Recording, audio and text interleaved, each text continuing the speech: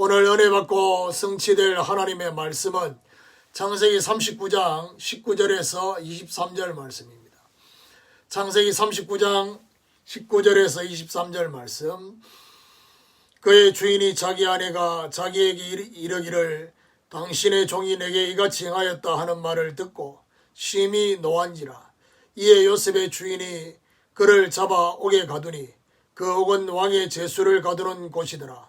요셉이 옥에 갇혔으나 여호와께서 요셉과 함께 하시고 그에게 인자를 다하사 간수장에게 은혜를 받게 하시매 간수장이 옥중 제수를 다 요셉의 손에 맡김으로 그 재반 사물을 요셉이 처리하고 간수장은 그의 손에 맡긴 것을 무엇이든지 살펴보지 아니하였으니 이는 여호와께서 요셉과 함께 하심이라. 여호와께서 그의 범사에 형통하게 하셨더라. 중단되지 않는 인도라는 제목으로 말씀을 증거하기를 원합니다. 보디발 아내의 유혹은 하나님이 요셉에 주신 그 꿈을 빼앗기 위한 마귀의 유혹인 것입니다.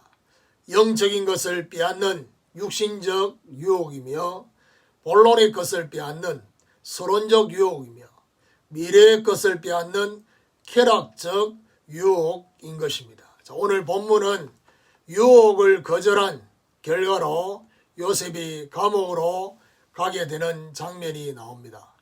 분명히 감옥으로 가지만은 하나님의 인도는 중단되지 않고 계속됨을 느낄 수 있습니다. 오늘 중단되지 않는 하나님의 인도를 확인하게 되는 이런 축복이 있기를 예수 그리스도 이름으로 축원합니다. 그러면 첫 번째로 다음 시간표 인도인 감옥입니다.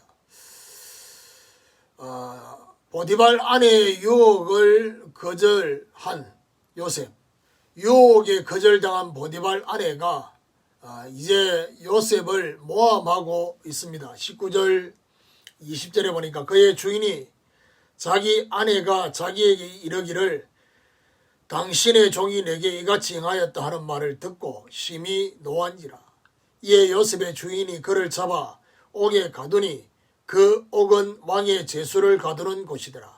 요셉이 옥에 갇혔으나 보디발의 아내가 요셉에 대해서 남편을 원망하는 언어를 사용하고 있습니다. 다시 말해서 당신이 선택하지 않았더라면 내가 이런 일을 당할 이유가 없다라는, 요셉이 미수에 거쳤지만은 자신에게 강간하려 했다라고 한 것입니다. 보디발이 아내의 말을 듣고 심히 노하게 되었다라고 하고 있습니다. 요셉의 주인인 보디발이 요셉을 감옥에 가두게 되어졌습니다. 보통의 사람들에게는 그냥 바로 처형을 할 수 있는 상황입니다. 자, 이게 이제 중요합니다. 심히 노했지만은 두 가지 생각을 하지 않았을까? 하나는 요셉과 함께 하시는 하나님을 생각했을 것입니다. 그리고 또 한 가지는 아무리 자신의 아내지만은 그 아내의 그 행태나 습성을 그렇게 짐작을 했을 것입니다. 감옥 이후의 요셉을 보면 마치 하나님이 인도하신 것처럼 느껴집니다. 노예의 시간표에서 그 다음의 시간표로 인도하시는 느낌인 것입니다. 이것은 우연처럼 느껴지지만은 하나님은 필연적인 시간표 속에 인도하신 것입니다. 어떤 의미냐? 저와 여러분이 노예냐 또 감옥이냐 이게 중요한 게 아닙니다. 우리의 영적 상태가 정말 하나님과의 생명적 영적 상태가 되고 있을 때 일어난 문제는 그 다음 시간표로 인도하시는 것입니다. 그런데 그렇지 않을 때는 영적 상태를 회복하도록 하는 하나님의 의미가 그 안에 있겠죠. 하나님이 인도하시는 시간표는 정확한 시간표에 인도하시는 것입니다. 오늘 우리는 문제를 보지 말고 하나님 인도를 보는데 집중하는 이런 축복이 있기를 예수 그리스도 이름으로 축원합니다. 두 번째로 중단되지 않는 은혜입니다.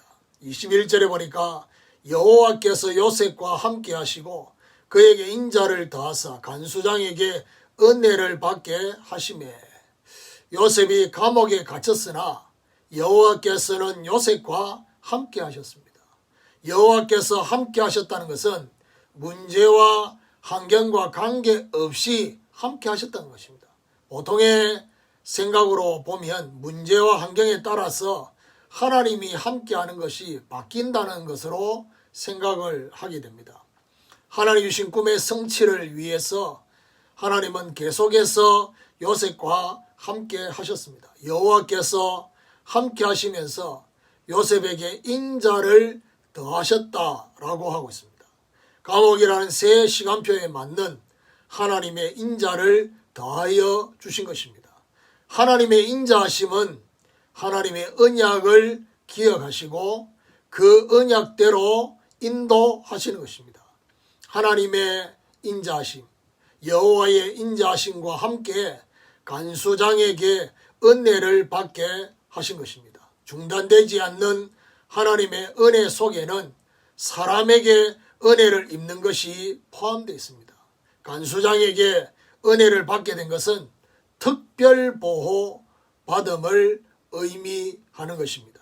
오늘 우리에게도 중단되지 않는 하나님의 은혜가 계속되기를 사모하는 축복이 있기를 예수 그리스도 이름으로 축원합니다. 세 번째로 중단되지 않는 증거입니다.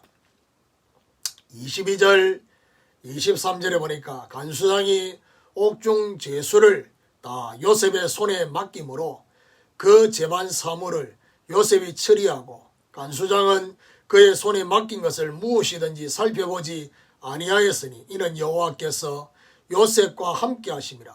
여호와께서 그의 범사에 형통하게 하셨더라. 간수장이 요셉의 손에 옥중 제수를 다 맡기게 되었다고 말씀하고 있습니다.